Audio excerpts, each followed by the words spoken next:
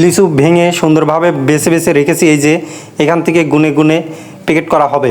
লিচুগুলা কিছুটা পুড়ে গিয়েছে, তবে দেখতে সাদা এবং লাল কালার মিলে সুন্দরভাবে বাঁধলে খুবই সুন্দর দেখাবে।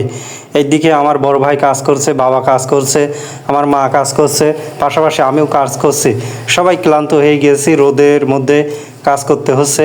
লিচুর গাছের এখানে খুবই গরম। আমরা দ্রুত কাজ কমপ্লিট করে প্যাকেট করব। এই লিচুগুলা খুবই সুন্দর রসালো ফল। আমার যেটা ভালো মনে হচ্ছে সেটা আমি বেছে বেছে খাচ্ছি, খুবই ভালো লাগছে। এভাবেই লিচুর কাজ করতে খুবই ভালো লাগে। আমাদের গ্রামে এই টাইমে বিশেষ করে লিচুর মৌসুমে প্রত্যেক গ্রাম, প্রত্যেক বাড়িতে এভাবে কাজের সিজন লেগে পড়ে। তবে এবছর লিচু নেই, সেজন্য এই আমেজ বা এই আনন্দ সেরকম পাওয়া যাচ্ছে না।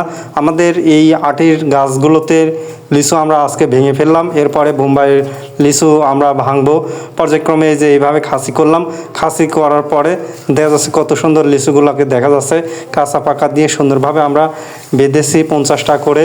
আর এখানে রয়েছে 1100 লিচু, অর্থাৎ 1000 লিচু। এভাবেই আমরা খাসি করলাম, এভাবে আজকে আমরা কাজ করলাম, সবার সাথে এভাবে শেয়ার করলাম। সবাই ভালো থাকবে।